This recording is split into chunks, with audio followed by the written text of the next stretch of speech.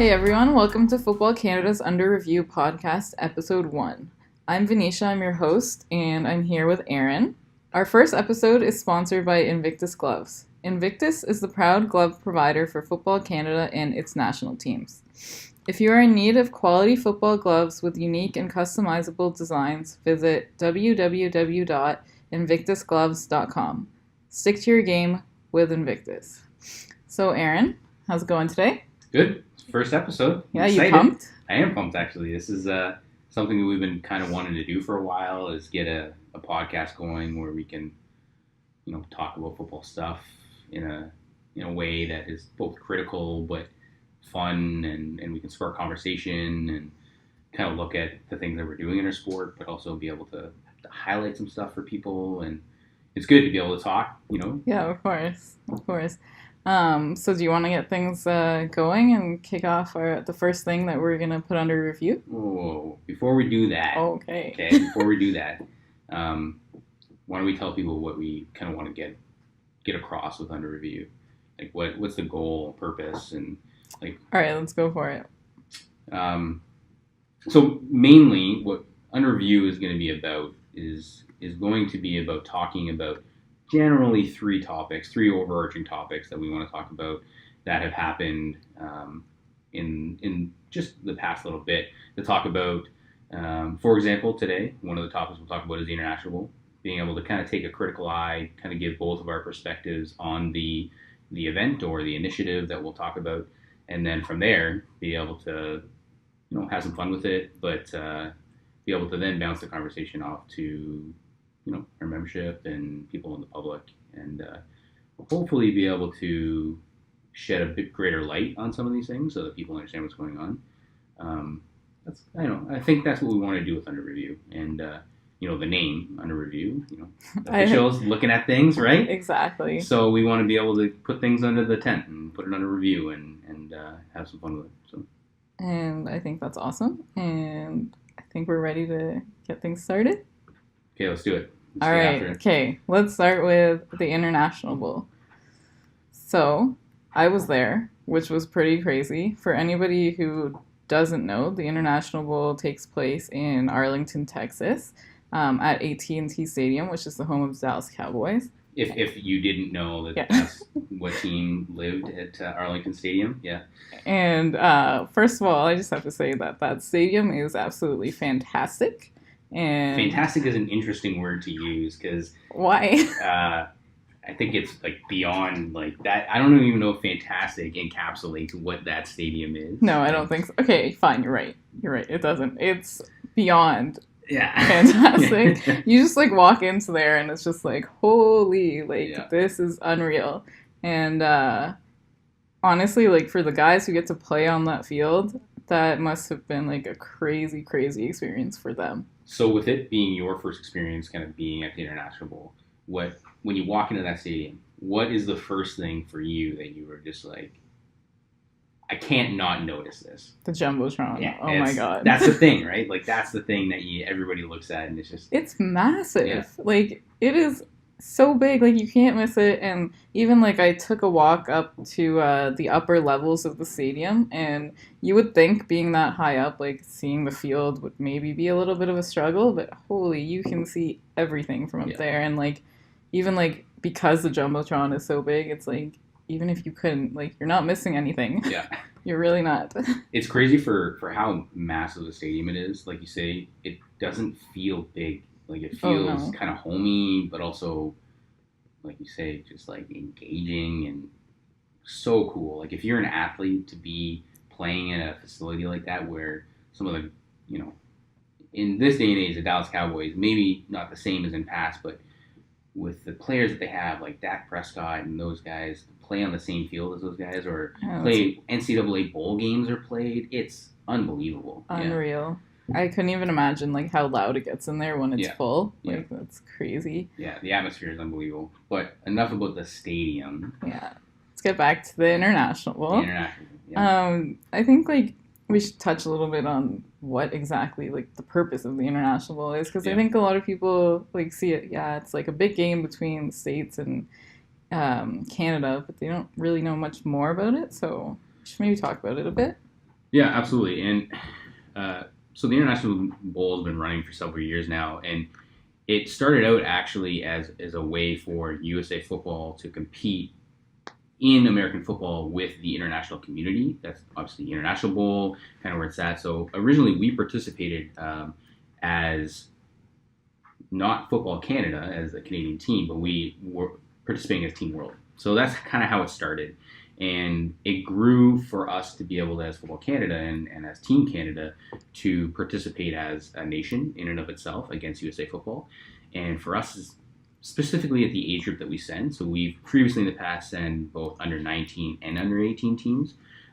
This year we just sent an under 18 team, and our under 18 team has been incredibly successful in this stage.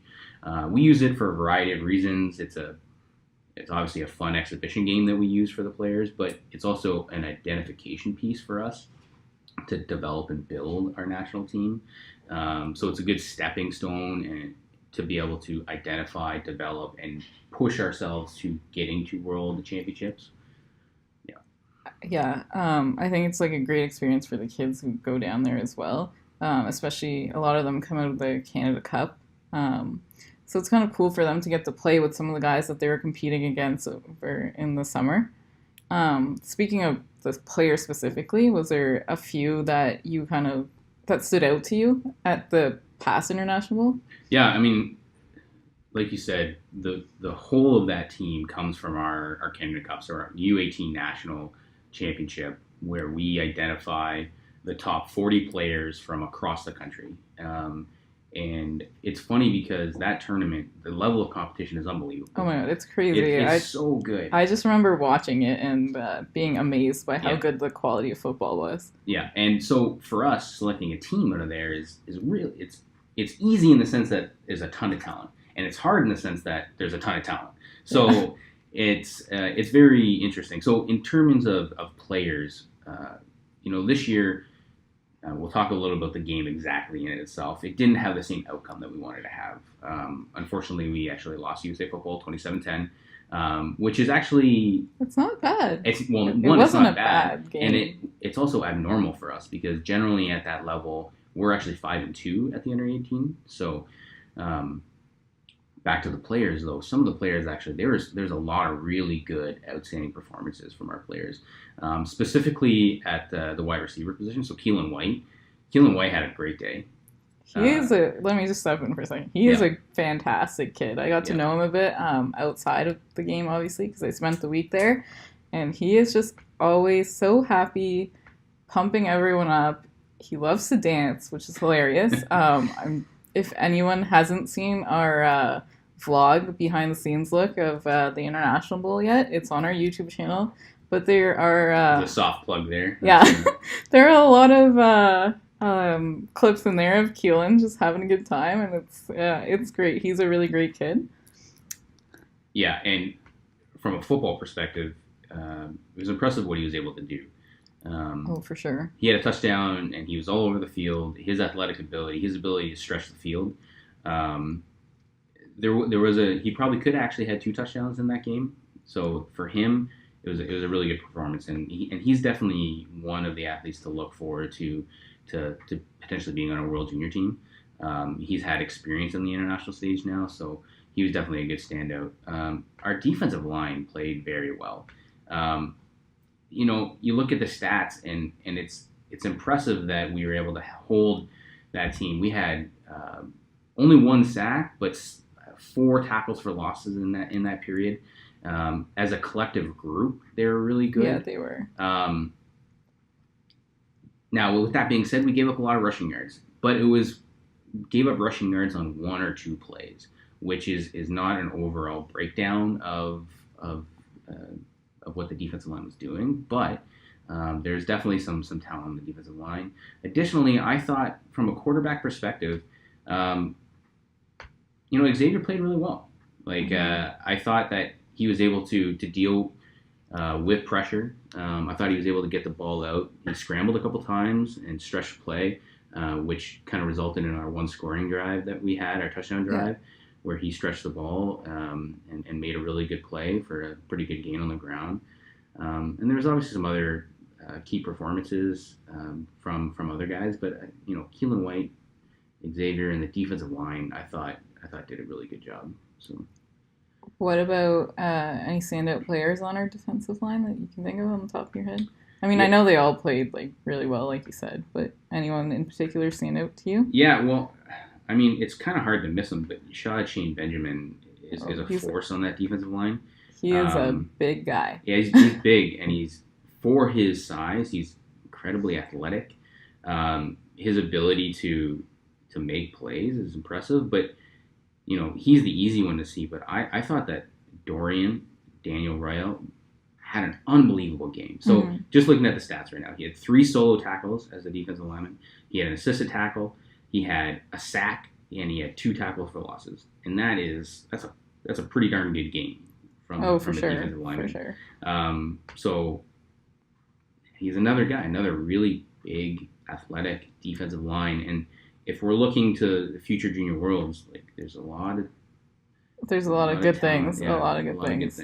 For sure. Also, talk about Ben Hadley, our kicker, and his ability to consistently kick field goals and long punts. Yeah, I mean, it's funny, right? So, obviously, his kicked a field goal. And his field goal kickings were, but his punting was impressive. Oh my goodness! Impressive. Like we punted the same number of times as USA football, but if I quickly look at the stats, I'm pretty sure we had an extra net of 40 yards of punting. So both USA Football and Team Canada had 6 punts, but we had an additional 40 yards of punt yardage, which is impressive. Impressive. And in a game, in the American game, where your field is not as big, and you have more downs, that additional yardage in the punt game is incredibly important. So, yes, he had a field goal, and that was great, but the unsung hero of punting.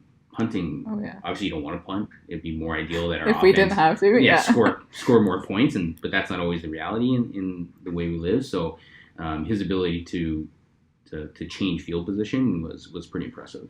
You brought something up actually. Can we talk a little bit about our players playing with different rules, the American rules as opposed to Canadian rules, and like what impact that has for us? Yeah. So obviously, when we go to the international stage, we have to transition from playing our Canadian game. So 3 down versus 4 down, 110-yard field versus 100-yard field. The thing that I think people don't understand is the biggest difference is when you're in the red zone. So going from a large end zone in which we have to a 10-yard end zone is so different. So the field, once you get into the red zone, just shrinks drastically. Mm-hmm. And that additional width with the length that is different is, I think, one of the biggest changes in terms of our ability to finish drives, and it's probably the hardest transition for guys. On top of that, our ability to move. There's always more. On top of the ability to move, like right now, there's almost no limitation. We can waggle, we can motion all over the place. Yeah, I know we got a lot of flags in that first quarter because of those kinds of calls.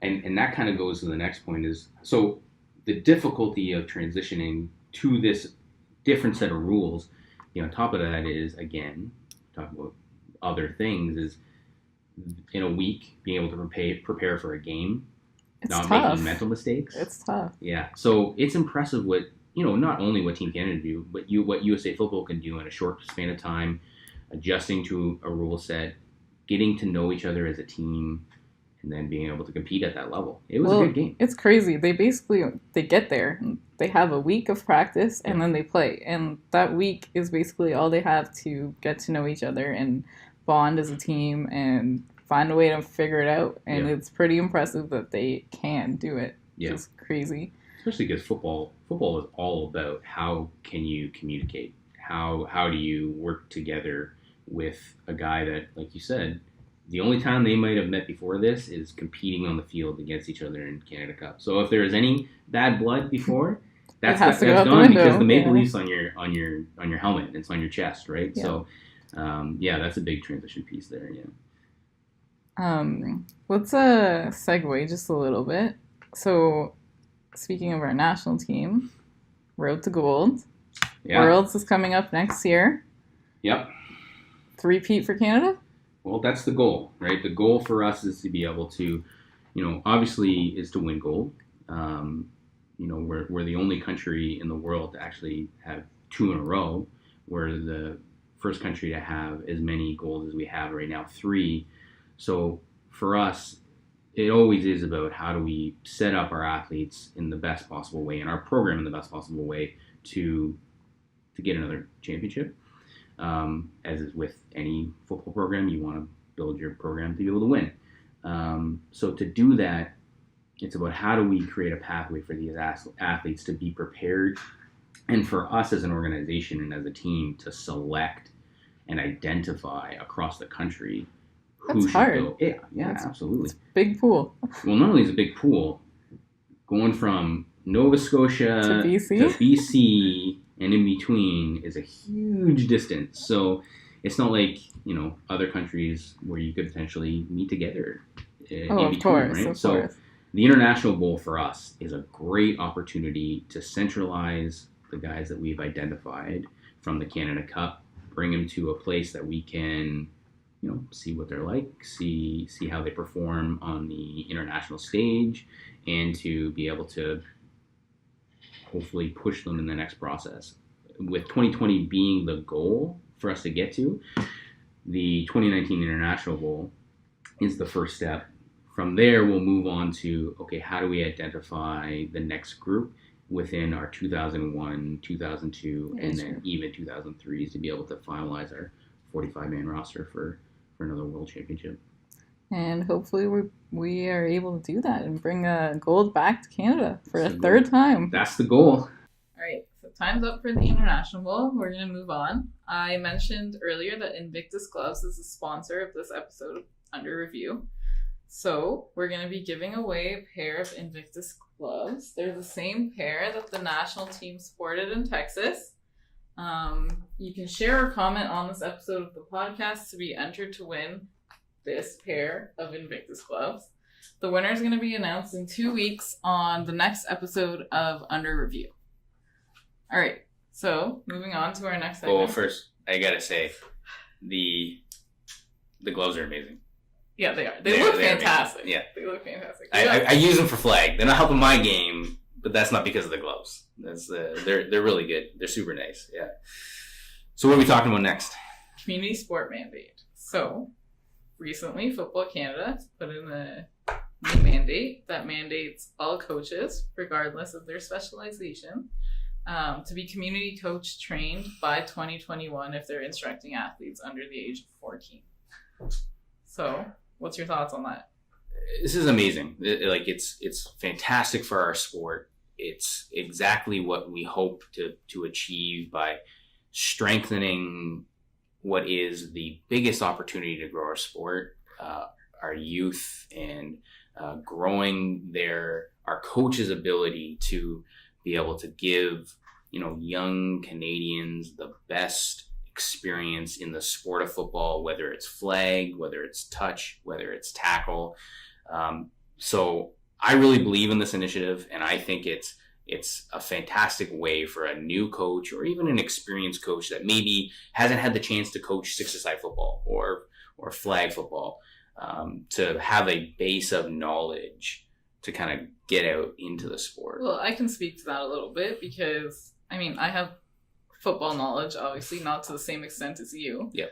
But I did the course and I know infinitely more about football after doing it than I did before. Yeah. And it was great. It's a really, really great resource and everyone should check it out.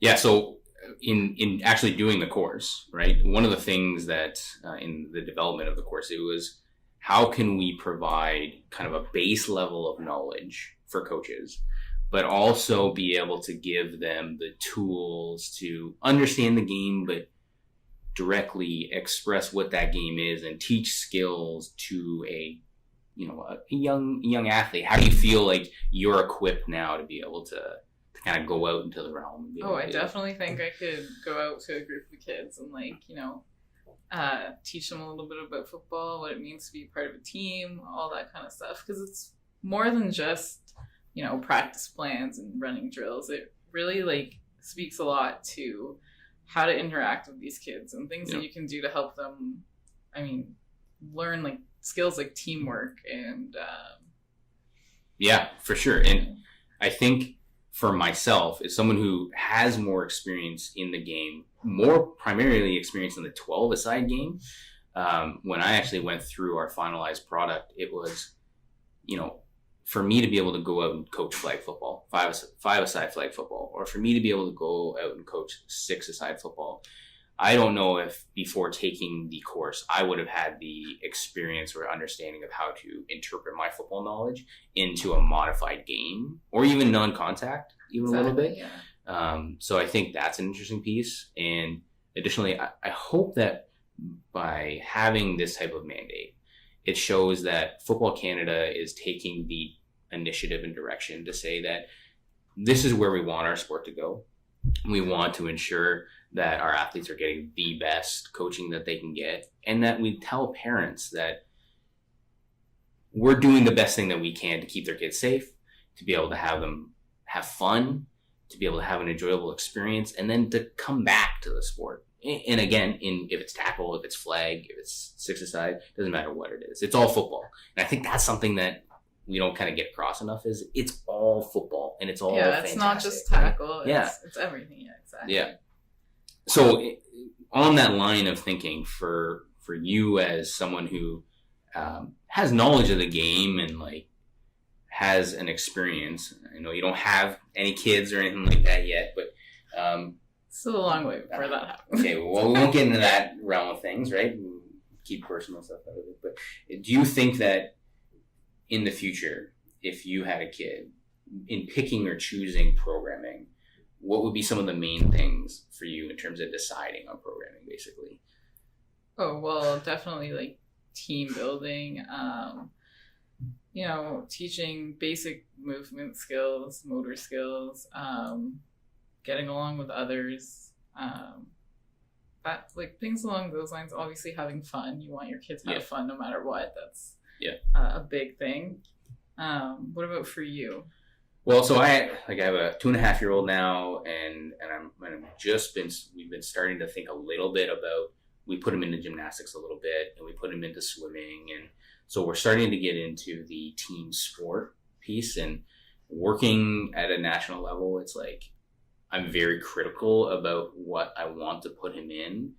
I mean, some of it is cost. I'll be completely honest. It's like, I only have so much money to put in certain things, but I also want my son to be able to have good experiences. But I guess I expect a level of quality from the programming, in terms of, I want to make sure that, there's certified coaches. I want to make sure that they're doing background checks. I want to make sure that they're doing the safety. Safety is a huge piece, right? And it's important. And in every sport that we play, and every sport that I even looked at, we did gymnastics on the weekend, and it was like, there's a safety element in every sport.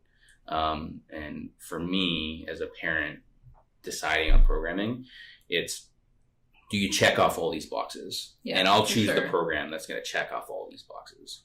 And I think that's one of the main things with this mandate is it's another thing that gives parents, I guess, a peace of mind when they're registering their kids for football. Yeah. And additionally, if you're a parent or if you're an athlete who just finished and you're looking, how do I get into the sport not from a participant perspective anymore, from a player, but more of, maybe I want to coach someday, right? Or maybe I have a kid who is really enjoying the sport and they have a vacancy that they need someone to come in and step in and coach. The big thing that we want to try to do is give them the pathway to become a coach and make it as easy as possible. Because the reality of jumping in as a new coach is tough and it's scary. It's hard, yeah.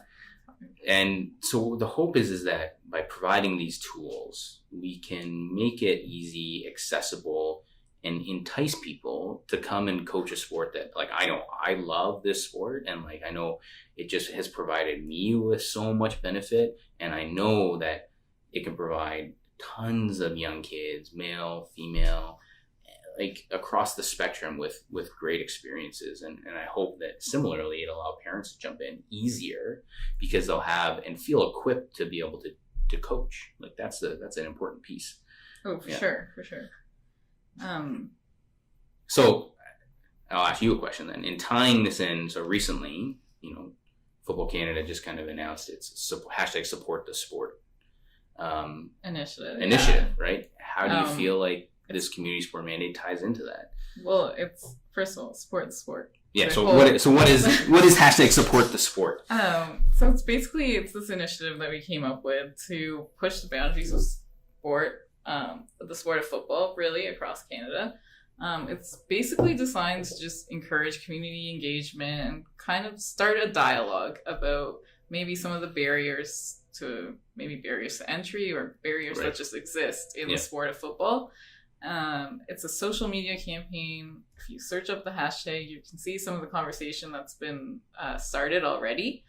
And the thing with the community sport mandate tying into this, I think it really, like, if people are finding that, I feel like I need more education or more information about whether it's coaching or finding a club that provides certified coaches, like you said, I think it kind of helps spread that a little bit more. Yeah, absolutely.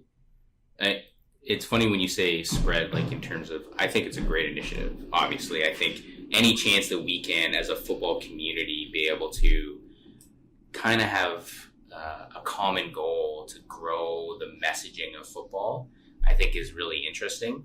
And like you say, this community sport mandate is another platform for us to stand on to say, hey, this is something great that we're doing. Exactly. It helps grow the sport all in that as well. Another exciting thing, though, about the sport initiative is that you can win a prize for participating. Whoa! I can win a prize for. Yes, you can win a prize. Okay, what do I have to do to win a prize? So there's a couple things. So you can win a prize as an individual. Okay. But you can also win a prize for like your football club or organization, organization, or your team, right? Yeah. So there's going to be 6 prizes that are chosen for the top 3 people who interact. So by interacting, we mean like using the hashtag, sharing, liking, retweeting. Right. Doesn't matter what social media platform. Like on my Twitter machine or your Twitter machine, Instagram, right? Or Facebook. I use Facebook. Yeah. You use Facebook. Yeah. Snapchat. Not on Snapchat. Okay, so Twitter, Instagram, Facebook. Yeah. Yeah, so those 3 are the main ones. And basically just use the hashtag support the sport. If you happen to tag your organization or your club or your team or whatever it happens to be in your post or your comment, those will essentially accumulate. I'm sorry. Yeah, no, that's fair. Yeah, accumulate points towards your team or your organization. And the organization, in the end, that has the most group points, we're going to call them, right? They're going to win a prize for their whole organization. So I could work together with my organization to spread the positive message of football, whether it be stuff that I'm doing or stuff that, my neighboring community is doing or stuff that BC is doing, spreading that message through social media. And if we all do that in my organization, we accumulate points to be able to win a prize. Exactly. Oh, that's pretty sweet. And it's easy. Yeah. All you have to do is get on your phone or your computer and, find a tweet or start a tweet and say something, whether it's recognizing a player or a coach or a volunteer or someone in football or an official even. We can't leave the officials out, right? They're a very important part of football. Work hard. They do work very hard. Yeah. And it's just about recognizing success in football, but like I said, also bringing up some of maybe the barriers that people see that maybe we don't see. Yeah. And it's really just getting a conversation started, which is fantastic. Yeah. And so far it's been amazing to read some of the tweets that we've gotten and some of the response we've gotten from the movement. Yeah, I've noticed there's been a lot of a variety of people interacting, which is fantastic. It's interesting to see that there's a big push for developing female football in Canada, and I think that's amazing. And it's great to see photos and posting from teams about developing female football. I noticed that additionally to that, it's like all of a sudden BC is interacting with PEI and Saskatchewan is interacting with Ontario, and it's cool to see that, you know, for being a team sport, the whole thing of being a team, everybody's kind of working together as a team. And that's really cool. That's cool to see. Yeah, it's pretty amazing, especially like you said, how with how big of a country we are. Yeah, massive. It's crazy to see people just interacting all across the world, or not the world, across the country. Yeah. But you say people, that you say all around the world, but people from the States and people from even Europe and Australia, they've actually like engaged in some of the conversation, which is pretty cool to say that like our movement has reached that far. Yeah. And it's funny too, because, you know, you talk about the positive meshing of football and you talk about the good thing. There's a lot of really good things happening in this country around the sport of football. And I think additionally, there's a lot of things that we can do to help bridge the gap between us and the sporting community in general. And I think just being able to grow our communication reach, being able to realize that although you might be in the corner of the country in PEI, you're not really any different than someone in Saskatchewan or Manitoba, in that the love for the sport is the same, and the hope to grow and to develop the game is the same. And, you know, we're unique in this country that Canadian football, it's only played in Canada. Like, this is, crazy. You know, you talk about our sport, it's literally our sport. Like, Canadian football is our sport. And that is kind of crazy. It's kind of crazy to think that. Yeah. So, you know, from my perspective, man, it'd be sweet to win a prize. Like, it's great that teams can win a prize. But from the greater perspective, it's like, how can we grow this? This is awesome. I think, winning a prize is one thing. But I think just the conversation itself and being a part of that is a whole, like, it's just something cool that you can say that you were a part of, really. Yeah. It's a really great movement. I was just looking at some of the tweets and stuff that we've got, like people saying, I love football because of the work ethic it instills in people, young and old. Like, it's just like great to see things like that are being shared. And then also some organizations that are saying how excited they are about the movement, and they can't wait to continue it and spread it throughout the leagues in their and their teams. So like, it's really, really started off well, and this is only the first week into it. And we are going to be running this initiative until March 31st. So okay, so there's lots of time. Yeah, you have tons of time to get involved. Tons of time to rack up points so you can win a prize. Okay, so then, I mean, last piece on this, because we're running out of time in terms of talking about community sport and hashtag support the sport. But I think that for us to be able to grow this initiative, what's the next step, like, to be able to kind of get that out to bigger pieces? Like, is it just the more community engagement, or is there anything that organizations can do specifically when highlighting, or is it just like? I think really it's just encouraging the members of their community to share their stories and to encourage them to recognize people they feel are contributing positively to the sport of football.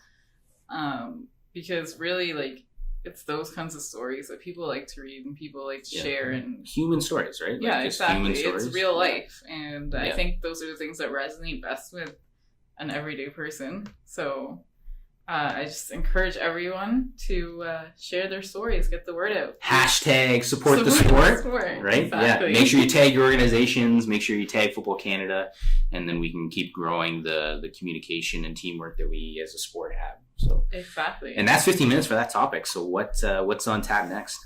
All right. So I don't know if anyone's heard yet, but recently we just launched the Canadian Flag Football League. The CFFL? Exactly, CFFL. Wow, exciting. So exciting. Yeah, it is really exciting. I am very excited about this. It's the first league of its kind in Canada, so it's a really, really exciting thing. We have regionals coming up in May. How many regionals do we have? So we got our Eastern regionals, and that's in Sackville, New Brunswick. Okay. And then we got Western regionals in Winnipeg, Manitoba, and our Central, which is happening in Ottawa.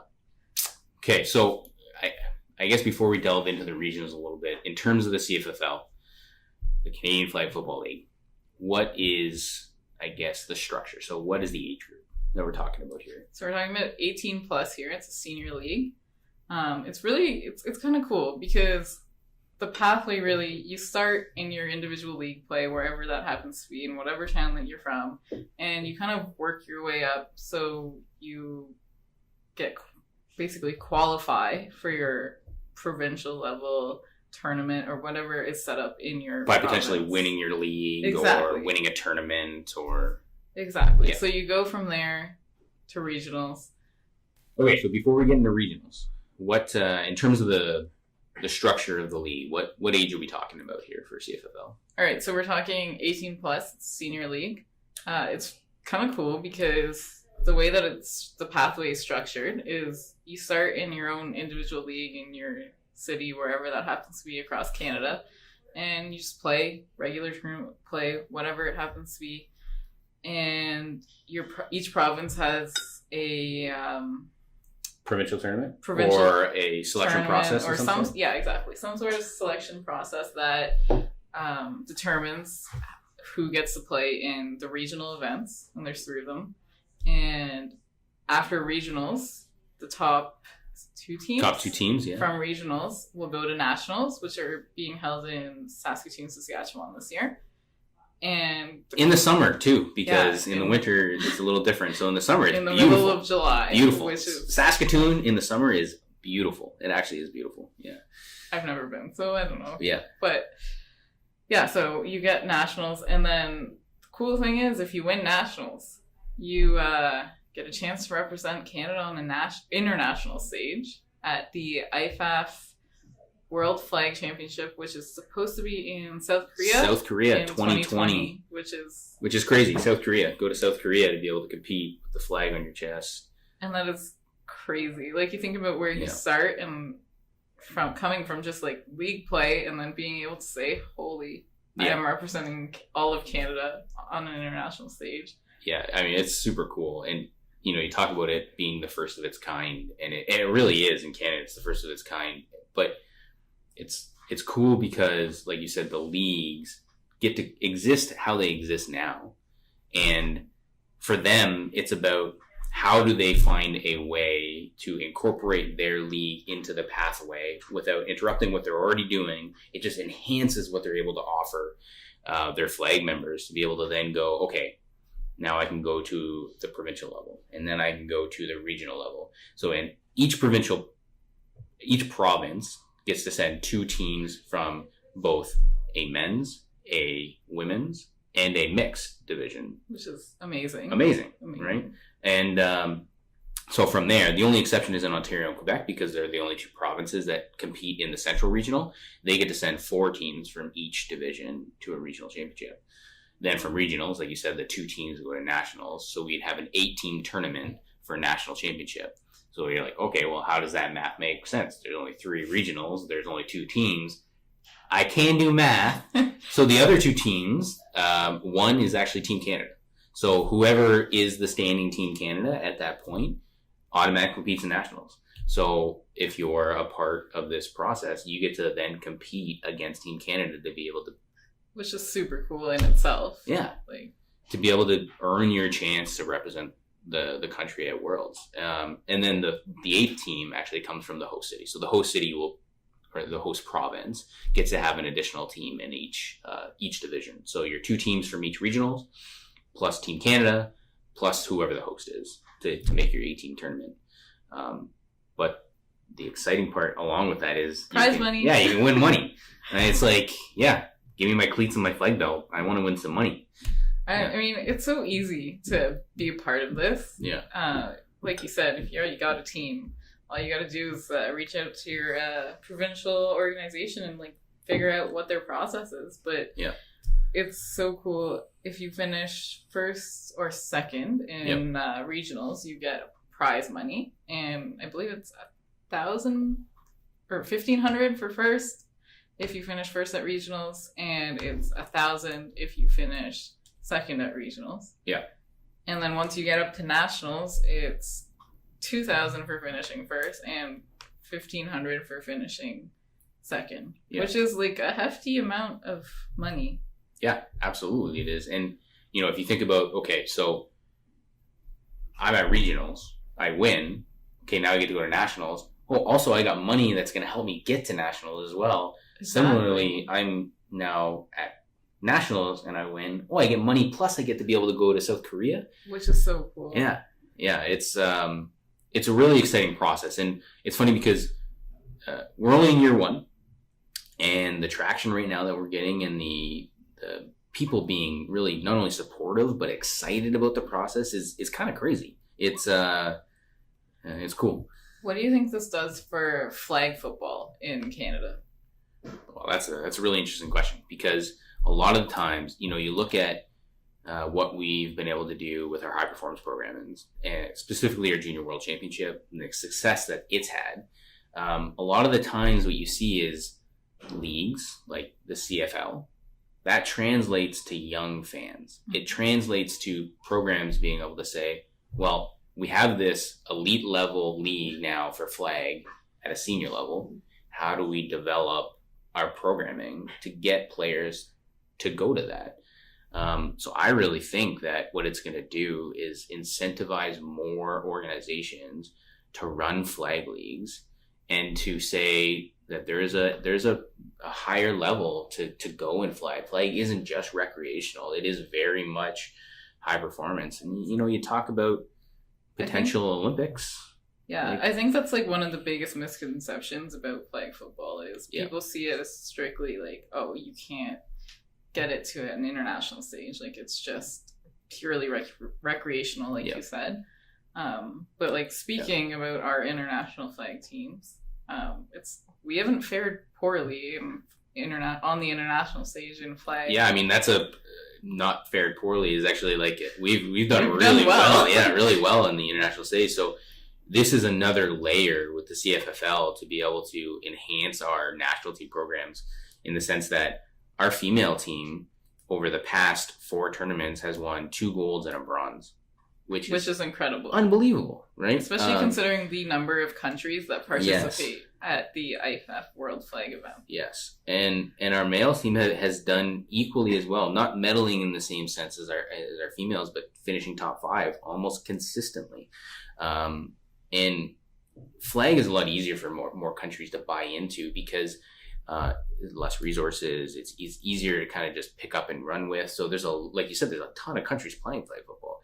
So for us to be able to stay at that level, it's about how do we develop flag in our country now, because we have a lot of tackle programming, and flag is just growing like crazy right now. Well, yeah, the CFFL is definitely a great way to streamline that and really find the best of the best across the country.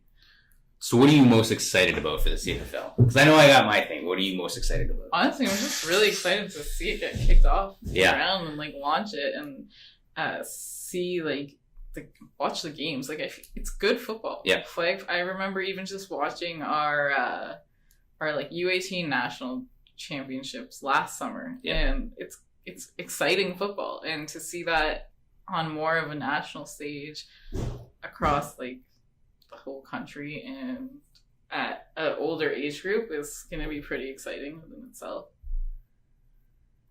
Yeah, and you know, you talk about exciting football. You know, you look at where we are in terms of viewership, in terms of tackle football. What does everybody want to see? They want to see scoring all the time. Well, you want to see scoring? Watch flag football. Yeah. You make one defensive stand in flag football, you might win a game. Like that's how exciting flag football is. It's fast, it's high scoring, and the athletic ability of our high level flag players in this country is impressive. And so that's obviously super exciting. And like we'll stream all the games too, so you know you can see it from across the country, which is really cool to be able to watch 5-a-side flag. Not football. only that, but like being involved in the tournament and being able to say that my game is being broadcast across the whole country. But not only across the whole country, like someone could watch it from anywhere, really. Well, I hope those other countries are probably going to be scouting us now at this point, because they're going to. Well, and we've had other countries reach out and say, hey, you know, we really like what you guys are doing with this CFFL, and we think it's a great process. And it may be a shining light to show other countries like this is something that has worked. It's something that works well, and that maybe you can do that to then grow it even more on an international stage to talk about things like the Olympics, right? Like that's obviously the ultimate goal is to get to the Olympics. Get on the world stage football in any capacity to that level, and flag is one of the best routes for us to do that for a variety of reasons. But yeah, it's exciting football. It's really exciting. But didn't CFFL just launch some Instagram, social media stuff? It did, actually. I'm glad you brought that up. Hey, I'm all about the social media. I'm really tuned in. So you are.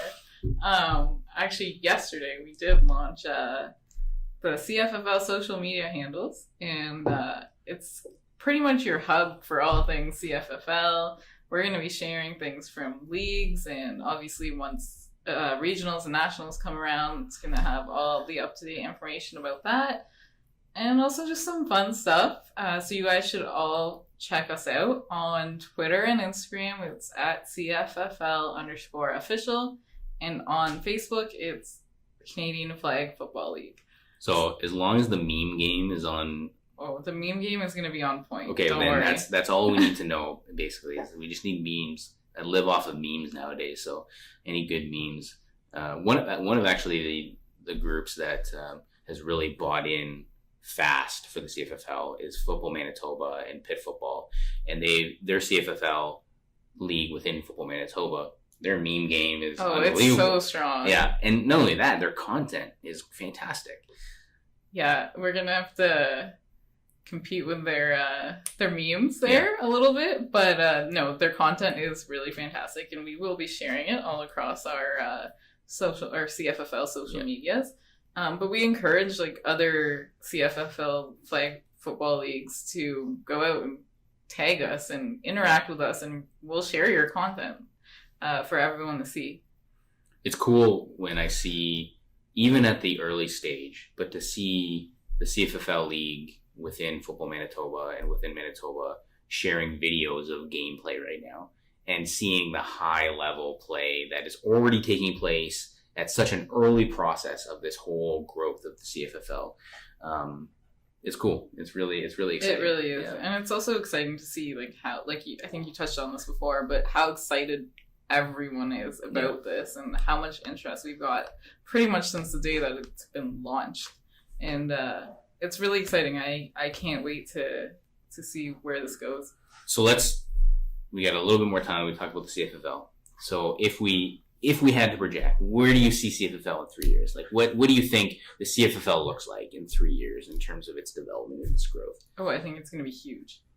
I think just judging by the response that we've gotten so far in our first year that hasn't even finished, I think 3 years from now it's really going to be a big thing. It's going to probably be a thing that, like you already touched on this before, but other countries are going to be like, hey, like let's do something like that here. And I think it's really going to strengthen our national team. Yeah. And I think it's going to grow the sport of flag football significantly across the country. Yeah. I would echo a lot of those things. And I think that for me in 3 years, what I see is that more and more leagues across the country that currently run jumping in. And I see more and more leagues being created where they don't exist now. Because, you talk about, all the divisions. Mixed division is a great opportunity for people to create leagues, and there's some rec leagues out there, but I think that there's a really great opportunity to continually grow the senior flag environment in the country, and to be able to get a growth that we expect, which I expect. There's gonna be a lot of people jumping into the realm. I think it's also great, like, because it's at a senior level for maybe guys who used to play tackle to stay involved in football after they're done playing. It's just, I think it's really like a great avenue to open that up. And similarly on the female side, it's a fantastic avenue to jump into the sport. And it's our growth in tackle football is obviously growing as well. So for them, it's another opportunity for them to cross train between sports and hopefully, like we talked about, that growth continues down throughout. I mean, flag football is just growing at a scale that I don't even know if I could have projected a couple of years ago. So hopefully we can inversely grow it at the grassroots to help strengthen the top, and strengthen the top to help the grassroots, and hopefully just keep growing the sport of football. Because we talked, like we said earlier, it's the sport of football, right? The sport of football is kind of everything. So, of course. So I guess that's basically our time for CFFL. Then we're basically an hour now. I think that's probably the end of our first podcast. Well, which is a little bit sad. Yeah, sad. we thought about this for a long time and put a lot of notes and stuff together, but I'm excited to be able to keep making these. Oh, for sure. It's going to be exciting, and we hope that you guys check us out in 2 weeks for episode 2. Yeah, every 2 weeks is we're going to try to keep this every 2 weeks. That'll be we'll make sure we have interesting topics. We're going to hopefully have some guests, and keep the conversation rolling. Yeah. So, Under Review Podcast, right? Episode 1. That's a wrap. Done.